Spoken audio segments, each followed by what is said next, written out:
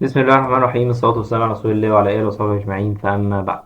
ازيكم يا شباب؟ عاملين ايه؟ يا رب تكونوا بخير.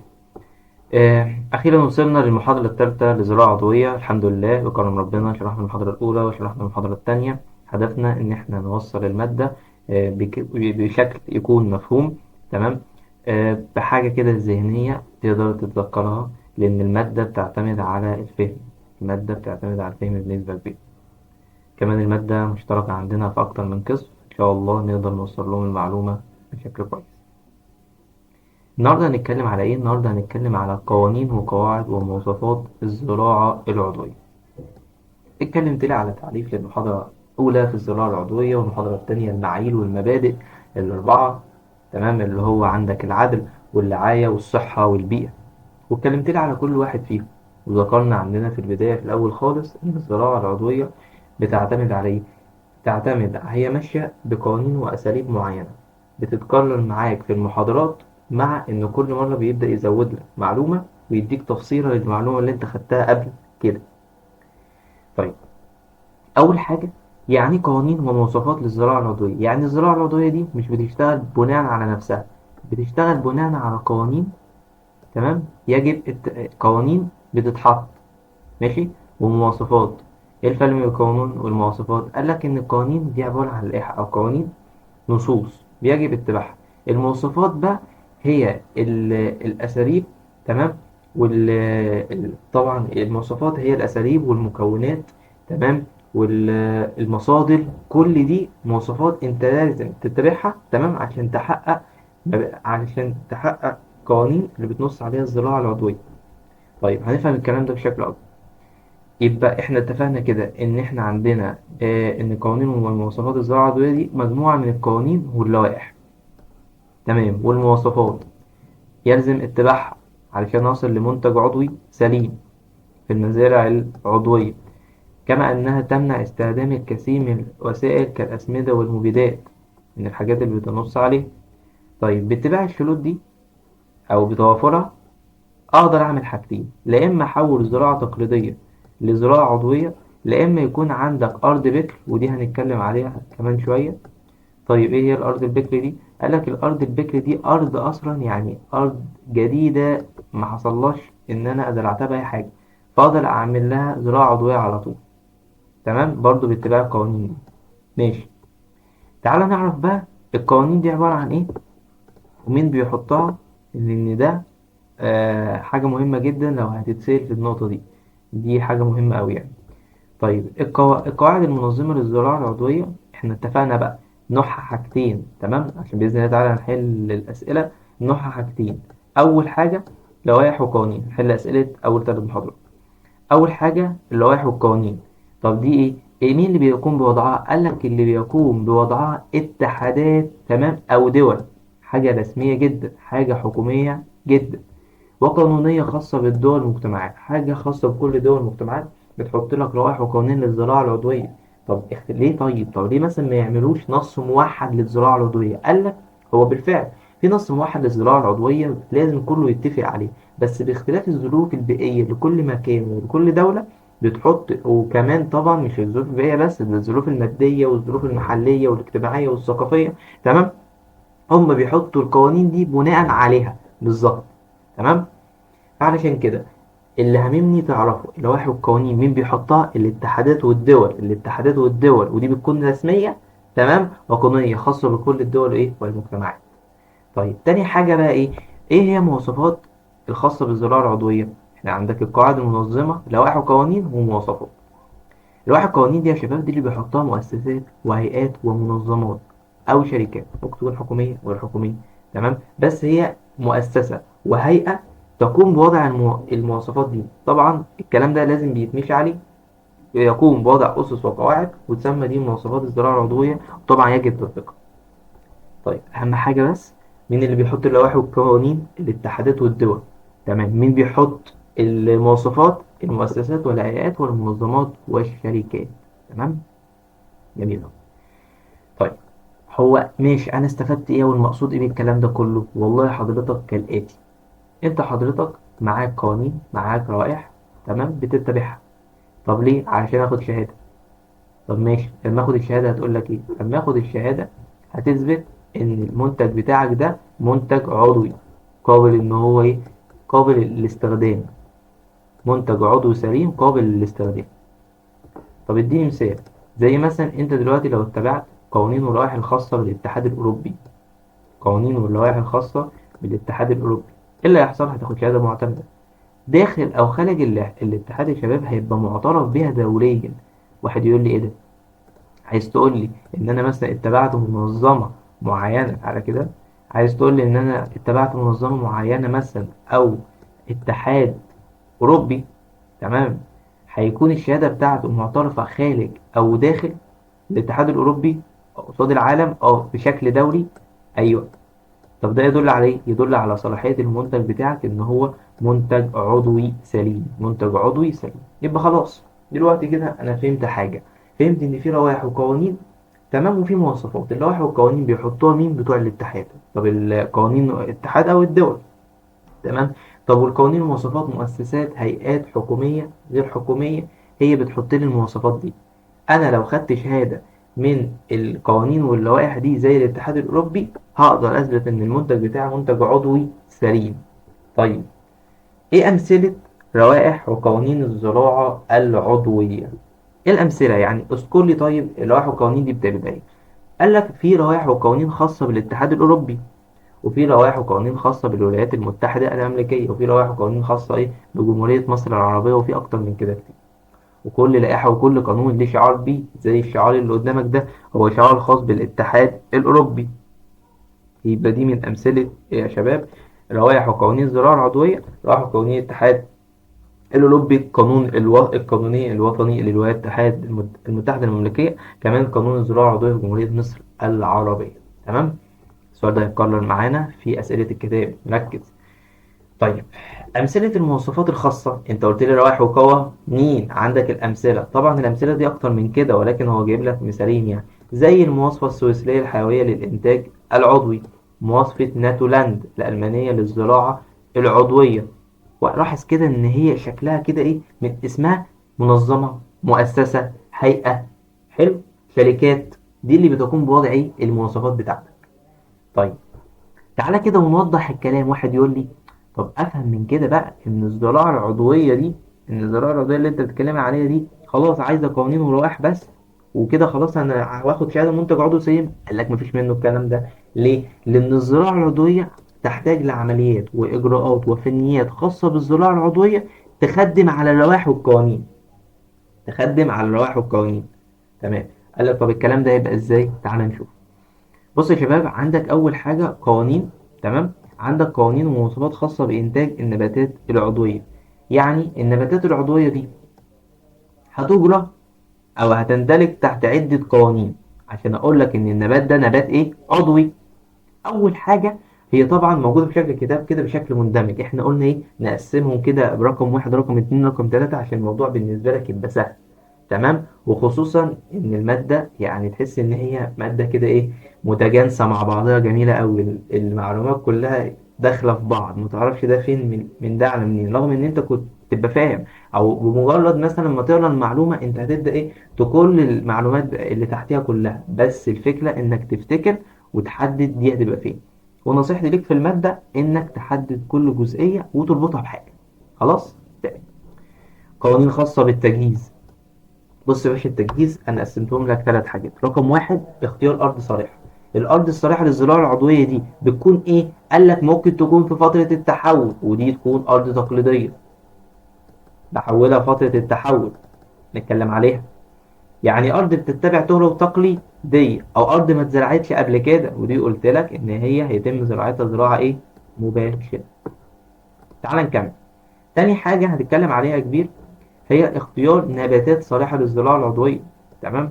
النباتات أو جودة النباتات اللي أنت تختارها دي أو اللي هتزرعها دي تكون إيه؟ طبعا بناء على المنطق والظروف البيئية.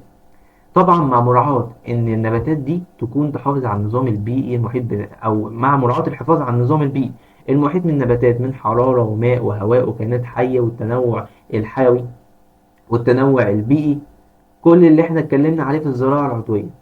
يبقى ولكن لما يجي يقول لك اختيار نباتات صالحة للزراعة العضوية، تمام، او اعتماد، او انت بتختار منطقة معينة. كل ده في مراحل ايه، او في قوانين التجهيز، في قوانين التجهيز.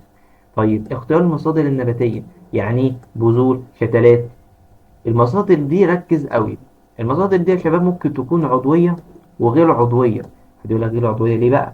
ده احنا كلنا شغلنا عضوي. ده احنا الشغل بتاعنا كله بيعتمد على الزراعة العضوية ومستخدمش مخلجات خارجية. قال لك ايوه ماشي، هي هتبقى غير عضوية بس بشرط حاجة واحدة، ايه هي؟ ان هي ما لم يتم معالجتها بأي مركبات صناعية او اسمده او مبيدات كيميائية. تمام. واحد يقول لي طب احنا هنضحك على بعض؟ معظم المنتجات الغير عضوية بتعامل بكده عشان تكون مؤهلة إن هي تتباع صناعيا. أقول لك أه، بس فعلشان كده قال لك إيه؟ إن إحنا في مرحلة التجهيز دي بنفضل نستخدم مصادر نباتية. ليه؟ عشان نعمل إكثار من المصدر العضوي. تمام؟ تاني حاجة هنتكلم عليها القوانين الخاصة بفترات التحول للزراعة العضوية. يعني فترات التحول للزراعة العضوية ألف ب كده، أنت معاك أرض تقليدية. طيب هل الأراضي التقليدية يعني واحد مثلا كان بيزرع قمح أو كان بيزرع أي محصول أو كان بيزرع أي محصول حقلي أو بستاني، تمام، بالزراعة التقليدية العادية، أسمدة ومبيدات، وما بيراعيش مثلا النظام البيئي ولا بيراعي الكائنات الحية الدقيقة اللي عايشة كمان في التربة. خلاص، بدأ إن هو عايز ينقل إيه للزراعة العضوية. هل ينفع ولا ما ينفعش؟ قال لك ينفع، بس هيروح لمؤسسة أو هيئة خاصة بالزراعات العضوية، تمام، هتحدد له مدة التحول. الأرض بتاعتك دي قد إيه؟ الأرض بتاعتك دي أنت بتزرع بيها محصول مثلا معين، فده بياخد أسمدة كبيرة، بياخد مبيدات أكتر، عكس مثلا محصول تاني. تمام. ففترة التحول المتوسط بتاعها من 12 ل 36 شهر. طب اللي هيحدد المتوسط إيه؟ اللي هيحدد المتوسط نوع النبات. أهو، تحول الزراعة العضوية تختلف فترة التحول حسب نوع النبات، وطبيعة نموه. تمام، وطبيعة نمو النبات ودرجة الحرارة والماء والهواء. تمام، وكثير من الحاجات التانية. فإن أغلب القرار بيتخذ بإعطاء فترة التحول جهات خاصة إيه بالتفتيش على المزارع العضوية. اه، تبدأ تشوف التربة دي تعرضت لنسبة من الأسمدة، فاحنا عشان نحولها لزراعة عضوية هناخد مدة قد كده ومش هيبقى الأرض. فهي قوانين وجهات مسؤولة إنك تحدد لك الفترة دي. تمام. طيب لما أخلص هيصدر شهادة للمزارع والمنتج العضوي إن المنتج العضوي ده قابل، أو إن أنا أقدر أحط عليه ليبل منتج عضوي. تمام. طيب، يعني حضرتك باختلاف نوع النبات المزروع قدامك هيختلف مدة التحول.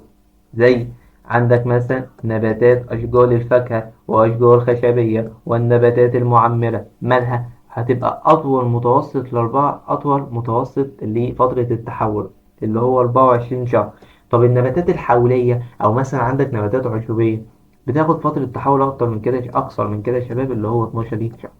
طيب لو اتكلمت لك بقى على أراضي البكل الجديدة يتم زراعتها زراعة مباشرة. طيب تعال نتكلم عن قوانين وقواعد خاصة بعمليات الإنتاج والمواصفات الزراعة العضوية، وركز لأنك هتوه دلوقتي. ركز لأنك هتوه دلوقتي. طيب يعني في عمليات في الإنتاج والمواصفات للزراعة العضوية أنا بتبعها. طيب مهمتك تعرف حاجتين فيها. اول حاجه، يعني ايه؟ يعني هو ايه المقصود بيه؟ قال لك المقصود بيها العمليات والممارسات الزراعيه اللي بتنطبق على النباتات خلال او بعد الزراعه. يعني العمليات اللي بعملها في اثناء الزراعه، من تغذيه، من مكافحه، وطبعا تاخد في الاعتبار التنوع الحيوي والحفاظ على التربه وصيانتها وتزود الخصوبه. كل العمليات اللي انت ماشي عليها من اول ما بدأت تحط التقاوي والبذور والشتلات. اهم حاجة تعرف امتى بتتم كده، من انتاج التقاوي والبذور والشتلات لغاية الحصاد. وخلي بالك بقى ما بعد الحصاد، ومعاملات ما بعد الحصاد الى مواصفات وقوانين الزراعة العضوية. كل ده يندرج تحت عمليات الانتاج والمواصفات الزراعية. يبقى انت كده حاجتين: اي عمليات بعملها من اول ما حطيت البذره، من اول ما حطيت الشتله لغايه مرحله الحصاد، من بقى تغذيه، من مكافحه، من مراعاه لظروف نباتيه، من قصدي من مراعاه لظروف بيئيه، والتنوع الحيوي. دي عمليات الانتاج والمواصفات الزراعيه. طيب تعال نتكلم بقى على قوانين خاصه بالمنتج النباتي، فتره ما بعد الحصاد والعمليات. تمام، ما بعد الحصاد. الفترة دي فترة جاية لك من إنتاج وبذور الشتلات، قال لك لا. طب الفترة دي جاية لك منين؟ قال لك بعد الحصاد. تمام. حد يقول لك بس أنا يا محمود بستخدم فوق برضو ما بعد الحصاد من معاملات ومواصفات وقوانين. قال لك تمام، بس أنا عندك هنا في قوانين خاصة بالمنتج النباتي بعد الحصاد بتركز على حاجات معينة ما بعد الحصاد. طب إيه هي؟ تعال نشوف. قوانين خاصة بالإجراءات والعمليات الفنية تجرى على المحصول البستاني في الحصاد وما بعد إيه؟ الحصاد. تمام. فالقوانين هنا مش هيقصد بقى إيه بالممارسات أو بالعمليات، لا هيقصد بالقوانين المحطوطة بالمنتج العضوي ذات نفسه، بالمدخلات اللي دخلت له. تمام. بيضم برضو فترة من الحصاد وفترة ما بعد إيه؟ الحصاد. يبقى انت عندك الممارسات والممارسات بعمليات الانتاج والمواصفات الزراعيه، وعندك بقى القوانين الخاصه بالمنتج النباتي ما بعد الحصاد والعمليات ما بعد الحصاد وما كمان في الحصاد. يعني هو برضو بيحصل في الحاجتين، في الحصاد وما بعد الحصاد. بس هنا ههتم من اول انتاج التقاوي والبذور والشتلات والحاجات اللي زي كده، من عمليات زي التغذيه والمكافحه وحاجات زي كده. طب هنا ههتم بايه؟ هقول لك دلوقتي. ده يا باشا بيحدد وبيقلل وبيمنع من وصول اي مدخل. تمام. اي مدخلات يعني زي اسمده او مبيدات وحاجات زي كده لغايه ما يوصل للمنتج النهائي. اخد انا المنتج النهائي اللي هو ما بعد الحصاد ده. تمام. اعمل عليه ضوابط ومواصفات وقوانين وروائح بتساعد المنتج ده ان هو على تتبع بعد ايه ما يتواجد في السوق. تمام. يعني بص، في فتره الحصاد وبعد الحصاد في قوانين وضوابط انا ماشي عليها في المنتج ده، ماليش دعوه المنتج ده هتعمل له انت بقى تغذية، مكافحة، عمليات، ممارسات، ماليش دعوة. انا ليا دعوة بجودة المنتج اللي هيطلع لي، اللي في خلال عمليات الحصاد واللي هيطلع لي في المنتج النهائي. تمام. بيكمل كمان ان انا ايه؟ تتبع تواجده في الاسواق. تمام. واتباع الشروط اللي بتطبق التحليل والتفتيش والتمحيص وتأكد من سلامة المنتج العضوي ده. تمام. المنتج العضوي بعد ما حصل له عمليات وتم إجراءه وخلاص تمام، حصل له حالة غش، تم رش أسمدة، المنتج العضوي الموجود في الأسواق ده مش منتج أصلي. مين اللي بيتكلم مين بقى اللي بيتابع الكلام ده؟ اللي هي القوانين اللي تخص بالمنتج النباتي بعد الحصاد. طيب. طبعا والمنتج العضوي يكون خالي من أي ملوثات غير عضوية، إن هدفه طبعا يحافظ على صحة الإنسان وصحة الحيوان والنبات، بما يضمن المستهلك إن هو جودة وسلامة المنتج العضوي. جودة وسلامة المنتج العضوي، الفرق ما بين الحاجتين دول مهمين قوي. ما تحاولش تلخبط نفسك، بس هيجي حاجة تدل إن دي ممارسات وعمليات. بص، أي يا باشا عمليات من مكافحة، من تغذية، من زراعة، من ري، من الحاجات دي اسمها عمليات إنتاج. تمام. طب الخاصة بعد الحصاد وبعد الحصاد دي القوانين، يبدأ بقى إيه؟ راجل مفتش يجي لك بقى كده. اه انت عندك المحصول، عندك ممكن اجي لك في الحصاد، بس هشوف المحصول ده جودته عامل ايه، طلع ازاي، الظروف المحيطة بيه. مش ههتم خالص بعمليات وممارسات، مش انا اللي عامل الكلام ده. ولما المنتج النهائي يطلع هبدأ إن أنا برضو أعمل له عملية تمحيص وتفتيش ليه، علشان أشوف وأتتبع تواجده في الأسواق، وفي الآخر يوصل إيه للمستهلك بجودة وسلامة. طيب. عندك بقى يا شباب القوانين الخاصة بمدخلات الإنتاج. تمام. ومواصفات الزراعة العضوية. ماشي. المدخلات بقى اللي هي الحاجات اللي بتدخل للمنتج العضوي ده أو بتدخل للأرض دي. طيب في 4 قوانين. تمام. هم مذكورين طبعا بشكل تفصيلي في الكتاب الإلكتروني عشان الفيديو ما يبقاش طويل. تمام. هنذكر المعلومات، هنذكر أنواعهم، مهم جدا تذكر أنواعهم. وهنذكر بإذن الله تعالى في الكتاب الإلكتروني برضو أهم المعلومات اللي أنت تركز عليها في كل فيديو، لأن برضو الكلام هتلاقي بالنسبة لك الكلام متكلم، علشان بس الفيديو ما يكونش طويل معاك. في قوانين خاصة بالمغذيات والمخصبات والمستخلصات ومركبات المكافحة العضوية. هل يكون فيها أسمدة؟ هل يكون فيها مبيدات؟ هل يكون فيها حاجات مصنعة؟ هنتكلم عليه. في قوانين خاصة بالوقاية والحد من التلوث، قوانين خاصة بوضع المواصفات على المنتج العضوي ودي مهمة جدا لعملية الثقة. في قوانين وقواعد ومواصفات خاصة بإصدار الشهادات. تعال نكمل تعال نكمل كلام. تعالوا يا شباب بقى نمر مرة سريعة على القوانين الخاصة بالإيه؟ بمدخلات الإنتاج. طيب. القوانين دي يا شباب هدفها إيه؟ هدفها إن هي تهتم بمواصفات المغذية واستخدام المخصبات الزراعية. تمام. من مركبات المكافحة والوقاية من الآفات والحشرات واستخدام أنظمة مختلفة كأنها الحد من انتشار الآفات الضارة. يعني أنت تستخدم إيه؟ تستخدم نظام هدفه إن أنا أحد من انتشار الآفات الضارة. بس في نفس الوقت يحافظ على الكائنات الحية الدقيقة النافعة. أيوه، أهو زيادة وتعزيز، زيادة أعداد الكائنات الحية النافعة. فأنا أستخدم حاجة تزود لي الكائنات الحية النافعة، وأعمل نظام مكافحة حيوية تديرك على الكائنات الضارة، بدل ما أستخدم مسبب أو مبيد، وغالبا بيكون ليه أثر سلبي على الكائنات الحية النافعة وأثر إيجابي على الكائنات الحية الضارة، ويبدأ يزود لك إيه، الأفات يعني. تمام. القوانين دي يا جماعة خاصة بالكائنات الحية الدقيقة والمركبات المستخلصة، زي مستخلص الطحال والكائنات البحرية والمستخلصات الميكروبية دي اللي أنا بستخدمها. تمام. والمركبات والأسمدة العضوية الخارجية بتكون من مصدر إيه؟ حيواني، زي المخلفات الحيوانية والسماد البدري والخضروات الإنتاج الحيواني والدجاج، بالإضافة إلى مخلفات نباتية متنوعة. خلاص. يبقى الفكرة المخصبات والحاجات اللي أنا بجيبها من بره عندي دي تكون حاجة إيه؟ حاجة مفيدة للطرق، وحاجة بتدعم الكائنات الحية الدقيقة، وحاجة مش مضرة للنبات. تمام. وأنت بص كله إيه؟ طحالب ومستخلصات وكائنات بحرية ومستخلصات ميكروبية ومخلفات نباتية أو حيوانية. تمام. ماشي. نيجي بقى الخاصة بالوقاية والحد من التلوث بالمركبات الغير العضوية. يعني في قوانين بنحطها عشان نقلل احتمالية التلوث بمركب غير عضوي، سواء من مصادر غير عضوي أو مصادر غير مصنعة بغير العضوي. طيب اللي بيحكم ده إيه؟ أو كما أنها تحكم وتحد من أخطار التلوث في المزارع المجاورة. طيب بتكون تلك المزارع مش بتطبق النظام الزراعي العضوي، ينفع أروح أزرع جنبها. تمام. فيحصل تلوث، يحصل انتقال، يحصل تسلل مثلا للمبيدات والحاجات دي للمزرعة بتاعتك. تمام.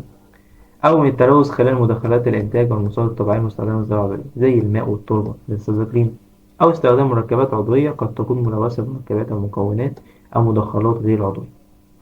طيب إيه الهدف من القوانين الخاصة؟ إن أنا أشوف احتمالية التلوث بمركب غير عضوي، سواء مثلا من شايف مزرعة جنبي بتزرع أو شغالة بمركبات غير عضوية. في قوانين بتحد إن أنا أزرع أو أختار المكان بناء على إيه؟ بناء على احتمالية التلوث بمركبات غير عضوية. بتختار أماكن وبتختار مصادر نباتية تكون احتمالية التلوث بتاعتها دي قليلة. خلاص. تمام. فعايز أوضح لك حاجة بقى مهمة. تمام. الحاجات اللي احنا عايزين نتكلم عليها إنك ما يكونش عندك لخبطة بين القوانين الخاصة بالوقاية والحد من التلوث والقوانين الخاصة بالمواد والمخصبات. دي حاجة ودي حاجة تاني. تمام. واحد يقول لك طب ما الاتنين ينفعوا، طب ليه احنا ليه استخدمنا الكلام ده؟ ما هو الفكرة بقى ان الرسالة لما تيجي بيبقى لعب على الحاجات اللي زي كده. فانت الهدف انك تعلم وتركز هو عايز ايه في السؤال. تمام.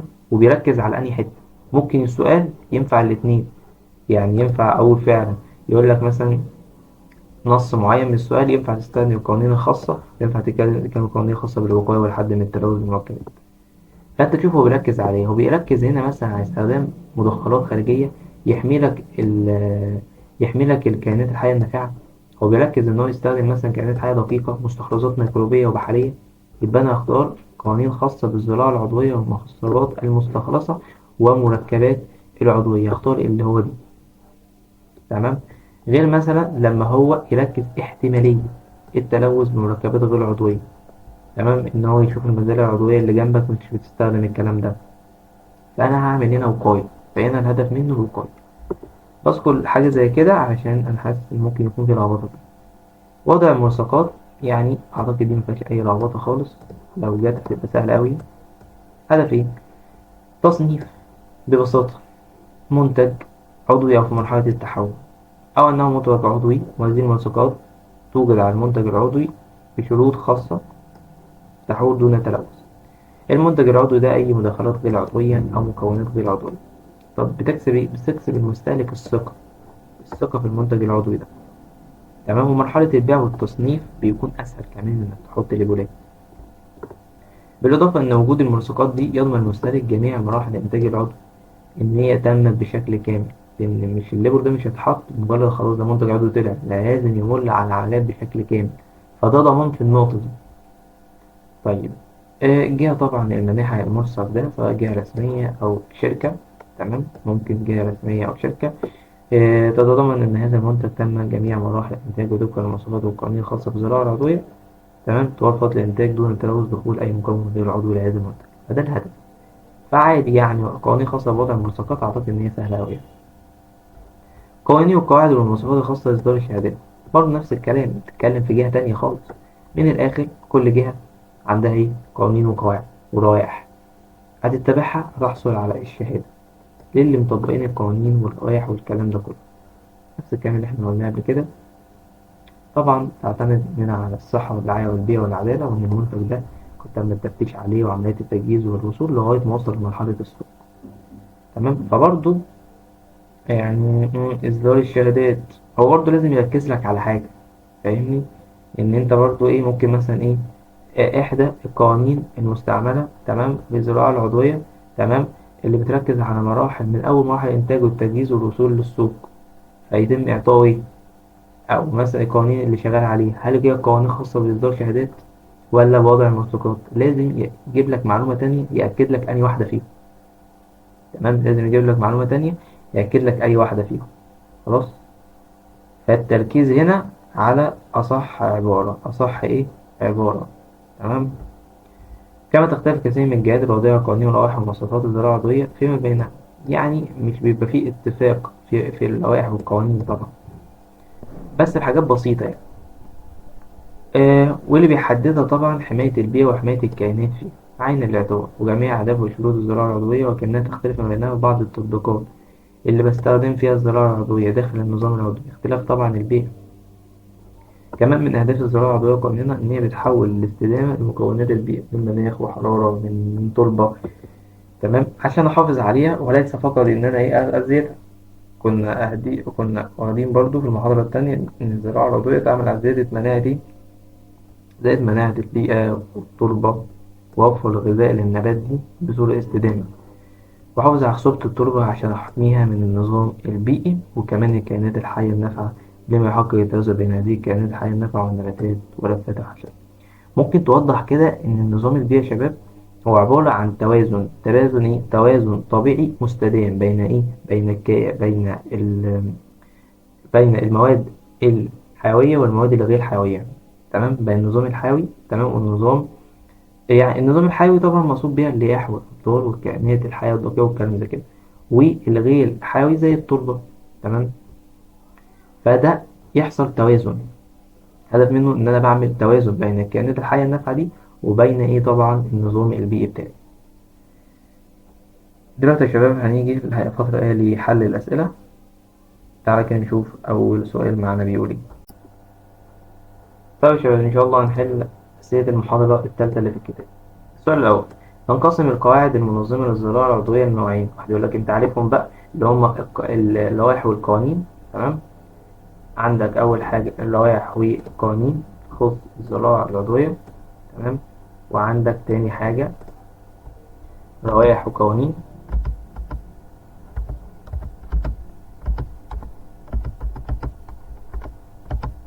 وعندك إيه المواصفات الذي يجب اتباعها. لوائح القوانين والمواصفات اللي يجب إيه اتباعها. تمام. هنحاول انت ممكن تكتب بقى عشان يكون مثلا الموضوع اسرع بالنسبه لك، هنلاقي الاجابات على طول. انت عندك هنا نطلع فوق هتلاقوا بينقسم القواعد المنظمه للزراعه العضويه لحاجتين: لوائح قوانين ومواصفات خاصه بالزراعه العضويه. لوائح قوانين ومواصفات خاصه بالزراعه العضويه. فانت حاول بقى الكلام يكون ايه، تكتب الكلام مثلا او تحل عشان يعني الفيديو ما يطولش عن كده. تمام. طيب تاني حاجه من امثله اللوائح القوانين للزراعه العضويه، عندك زي قانون الزراعه العضويه الاوروبي اللي هو الاي سي، وعندك كمان الأمريكي اللي هو NOB، وكمان في الياباني أو في قوانين الخاصة بالزراعة العضوية وجمهورية مصر العربية. السؤال التالت اكتب كده: وضح قوانين الزراعة العضوية خاصة بالتجهيز. هتكتب اللي فهمته، يعني إن في التجهيز دي هل أنا بسمح باستخدام أسمدة مواد كيميائية صناعية؟ لأ، يبقى يقول لك لا يسمح باستخدام مواد كيميائية صناعية. إن أنا أختلط إيه؟ أختار الأرض. تمام. لا، أختار أرض كويس، أتعامل مع المحاصيل بطريقة طبيعية وصحية قدر الإمكان، زي إن أنا أتجنب من إضافات إيه صناعية. اختيار الأرض واختيار النباتات واختيار المصادر النباتية ده اللي يخص بيه. تعتبر فترة التحول في الزراعة العضوية من كام لكام؟ برضه سؤال سهل، هيبقى من 24 ل 36 شهر. من 24 ل 36 شهر. كيف تختلف فترة التحول في الزراعة العضوية؟ هي بتختلف بناء على ايه؟ بتختلف بناء على نوع النبات حضرتك. تمام. بتختلف بناء على نوع النبات او نوع المحصول، تختلف بناء على نوع ايه؟ نوع المحصول. خضروات مثلا زي مثلا الفاكهة. ماشي. نوع المحصول. نوع المحصول الفاكهة والأشجار الخشبية بتاخد مدة أكبر مثلا من النباتات العشبية. تمام. فتبقى أنت عارف نقطة زي كده. طيب بيقول لك إيه بقى؟ اعمل لي يا عم خطط إلى كيفية تطبيق قوانين الخاصة بالمنتج النباتي في الزراعة العضوية. تعمل إيه؟ قال لك ممكن نعمل إيه؟ إن أنت هتوصل جميع مراحل الإنتاج، التأكد من استخدام بذور ومواد عضوية معتمدة، وضع أنظمة تمام صارمة للتأكد إيه؟ للتأكد من الامتثال للقوانين دي. تمام. طبعا اي سؤال تمام او اي سؤال مقالي انت هتجاوبه بفهمك. تمام. او بيخدم تحت السؤال. اي اجابه انت هتجاوبها بفهمك وبيخدم تحت السؤال فهي اجابه صحيحه. تمام. اهم حاجه تبقى فاهم بس ان انت كده. فممكن يجي انت مثلا تجاوب اجابه، زميلك يجاوب اجابه تانية، بس انتوا الاتنين بتستخدموا نفس الحاجه يعني. ما هي القرارات التي يجب اتخاذها بشان المغذيات والمستخلصات المستخدمه في الزراعه العضويه طبقا للقوانين؟ الحاجات اللي انا هعملها ان انا استخدم اسمده طبيعيه زي الكمبوست. كنت بستخدم منقوعات زي منقوع الكمبوست، شاي الكمبوست. لا، كان نستخدم المنقوعات. كنا بنستخدم المنقوعات، وكمان كنا بنستخدم الأسمدة الطبيعية زي الكمبوست وشاي الكمبوست فقط. كمان منع استخدام المغذيات الصناعية والمبيدات الكيميائية. موضوع سهل أوي. إن أنا أستخدم إيه؟ أستخدم يا باشا أسمدة طبيعية. أستخدم أسمدة طبيعية وأمنع استخدام من أسمدة إيه؟ من أسمدة غير طبيعية. سهلة. طيب إيه القرارات تمام الخاصة بالوقاية والحد من التلوث والمركبات الغير عضوية؟ هتنشئ حواجز طبيعية لحماية المحاصيل من التلوث. الله ينور عليك. الوقاية يعني أنا هحمي نفسي، هحمي المزرعة دي إن يكون في مزرعة جنبها تعمل لي تلوث. تمام. فدي نقطة جميلة قوي. الإجابات رغم إن الامتحان ممكن يجي مثلا اختر، إلا إن إجابات المقالي بتوضح لك أو جزء من الفهم قوي، بتبقى أنت راجل دقيق قوي في اختيار العبارة.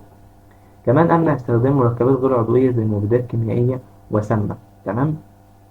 أول واحدة اللي هو إنشاء حواجز طبيعية لحماية المحاصيل من التلوث خاصة بالوقاية أوي. تانية ممكن تلخبطك مع اللي هو إن أنا بستخدم مثلا مخصبات وحاجات زي كده. رقم 9. إيه الفرق بين المنتج العضوي والمنتج الغير العضوي من الملصقات؟ طيب إن إحنا قلنا إن المنتج العضوي يجب إن إحنا نضع عليه ملصق بيبين كده هل هو منتج عضوي تام ولا منتج عضوي بس في فترة التحول. فحاجات زي كده بتبين. فالمنتجات العضوية تكون معتمدة بشهادة وتحتوي على شعار. يبقى الفرق المنتج عضوي عنده شهادة وعنده شعار معتمد. غير عضوي غالبا يخلو من الشهادات وقد يحتوي على مكونات صناعية في الوصف. ازاي اقول لك عليه عضوي؟ خلاص ده الفرق. منتج العضوي عنده شهادة، عنده ملصق. طيب إذا كنت تريد إصدار شهادات للزراعة العضوية كيف تقوم بذلك؟ أول حاجة إن أنت هتشوف جهة معترف بها وموثوقة، ما تجيبش أي حاجة. صح؟ لا، جهة معترف بها وموثوقة للزراعة العضوية. إن أنت لو جبت إن أهم حاجة إن أنت توفر عامل الثقة. عامل الثقة لازم توفره للمستهلك. أنت هتجيب أي حاجة إزاي؟ كمان تنفيذ فحص شامل للمزرعة وعملية الاتباع بها، والتأكد من التزام المنتج بجميع المعايير العضوية المطلوبة. كده يا شباب حلينا أسئلة المحاضرة الثالثة. تعالى كده نكمل في حل أسئلة المحاضرة الأولى والثانية. طب يا شباب دلوقتي هنكمل أسئلة المحاضرة الأولى والثانية. هي أسئلة سهلة إن شاء الله يعني ما فيهاش أي مشكلة، لكن عشان يبقى محتوى الثلاث محاضرات يكون يوصل لك بشكل كده. طيب انت عندك اول سؤال بيقول لك ازاي تعزز وتحافظ الزراعه العضويه، وبيقول لك يعني اكتب حاجتين من الحاجات اللي بتعزز وتحافظ على صحه الزراعه العضويه. طيب تعالى اول حاجه دي دايما الشباب تذكرها جدا. اول حاجه التنوع البيولوجي.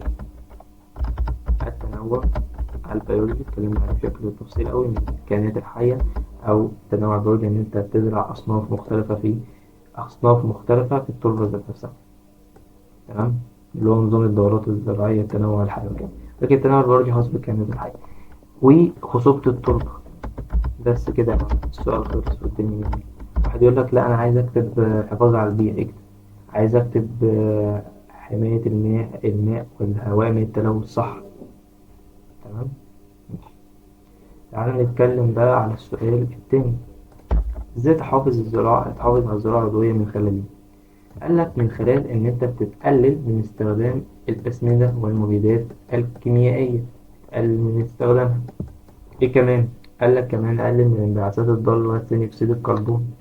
ايه كمان؟ عزز التنوع البيولوجي اللي احنا لسه متكلمين عليه. تمام. يقول لك عايز ايه؟ اشرح مبدأ البيئة من مبادئ الزراعة العضوية، ازاي نحافظ عليه من الكائنات الحية. طبعا مبدأ البيئة احنا درسناه، تعالى كده نذكر او مختصر سريع ليه. هتقول له اكتب كده عندك: مبدأ البيئة بيركز المحافظة عليه ببساطة النظام البيئي، وبيعمل توازن طبيعي مستدام. تمام. من ان هو يحافظ على من ان هو يستخدم تقنيات بتعزز من وجود الكائنات الحقيقية الحية، كائنات حية تمام نافعة، الكائنات الحية النافعة. تمام. ويستخدم أسمدة زي الكمبوست والسماد العضوي والسماد البلدي. يبقى من الآخر مبادئ من البيئة، من مبادئ الزراعة العضوية، بيحافظ على البيئة والنظام البيئي، وبيستخدم تقنيات بتعزز الكائنات الحية الدقيقة. سؤال رقم 4 بيقول لك: هل تقلل الزراعة العضوية تكاليف الإنتاج وكيف؟ طيب، الزراعة العضوية بتقلل تكاليف الإنتاج إزاي يا عم؟ لأن زي حالة إن الزراعة العضوية سعرها غالي. فأنا هقول له لأ، هقول لك إن الزراعة العضوية بتقلل تكاليف الإنتاج بس على المدى البعيد، لأن هي بتعتمد في الآخر بقى على الأسمدة الطبيعية والمواد المتاحة محليا. هي فعلا بتقلل تكاليف الإنتاج بدل ما يستخدم مواد كيميائية مصنعة ومكلفة. تمام. طيب، السؤال الخامس بيقول لك قارن. تعالى اعمل جدول كده، قارن ما بين مبدأ الصحة والرعاية والزراعة العضوية. عادي انت ممكن تحله بس نظرة كده، نظرة سريعة يعني. السؤال ده عادي انت هتلاقي من الكتاب أو أي ملخص وتقدر تحله. الصحة بيركز إنتاج طعام صحي، تمام، وبيضمن للمستهلك إن هو إنتاج طعام صحي للمستهلك مع المحافظة على صحة النباتات والحيوانات. سهلة أوي. طب الرعاية يركز على استخدام الحكيم للموارد الطبيعية مع احترام توازن الطبيعة وحقوق الأجيال القادمة. الاستخدام الحكيم والعادل، تمام، للموارد الطبيعية مع احترام توازن الطبيعة وحقوق الأجيال القادمة. هو بقى يجي إيه سؤال مثلا يقول لك نص حاجة زي كده، وده أنهي مبدأ؟ يا ترى مبدأ صحة ولا رعاية ولا مبدأ إيه؟ فتركز على النقطة دي. تمام. إيه هي خصائص التربة التي تقوم الزراعة العضوية ببنائها؟ تمام. خصائص التربة: واحد يقول لك غني بالمواد العضوية، طب جيدة للتهوية، تسمح بنفاذية المياه، تحتوي على كائنات حية دقيقة وكائنات حية نافعة. دي خصائص التربة اللي تقوم الزراعة العضوية ببنائها. خلاص. ايه هي الزراعة العضوية؟ نظام زراعي يعتمد باستخدام أساليب طبيعية ومستدامة لزراعة نباتات طبيعية ومستدامة. تمام. أسمدة طبيعية ومستدامة علشان يقدر يصنع نباتات ايه جيدة، جيدة المنتج. طيب، دون الاعتماد على المبيدات والأسمدة الكيميائية. المنتج العضوي هو منتج تم إنتاجه ومعالجته واستخدام بأساليب ومواد عضوية فقط. مواد عضوية فقط. مواد عضوية فقط. ماشي. خلاص. دون تدخل كيميائي. 5 من أهداف الزراعة العضوية، أهداف حاجات بتسعى عليها الزراعة العضوية ممكن لسه ما حصلتش بس هي بتسعى عليها: غذاء صحي وآمن، حفاظ على صورة التربة، حماية التنوع البيولوجي. التنوع البيولوجي فوق منتهى الأهمية، تقليل التلوث البيئي، تعزيز التنمية الريفية المستدامة. تمام. صمم خطة لمزرعة عضوية تعتمد على المبادئ. المبادئ احنا قلنا يبقى احنا لازم نضع في اعتبارنا 4 حاجات. نضع في اعتبارنا الصحة، نضع في اعتبارنا البيئة، نضع في اعتبارنا اللي هي الرعاية. تمام. ماشي. استخدام الكمبوست كسماد أساسي، إن أنت تزرع محاصيل متنوعة كده، عملت تنوع إيه؟ حيوي. حلو. توفير مساحة خضراء عشان نفع كده، أنا حافظت على الصحة. طب إدارة مياه بشكل مستدام كده، أنا حافظت على البيئة. مراقبة صحة الطرق وتحسين الدورية لضمان الاستدامة كده، أنا حافظت على الرعاية، حافظت على الرجال الجاي. تمام. كده يا شباب نكون خلصنا المحاضرة الثالثة. وفي النهاية، سبحانك اللهم وبحمدك، أشهد أن لا إله إلا الله، أستغفرك وأتوب إليك، والسلام عليكم.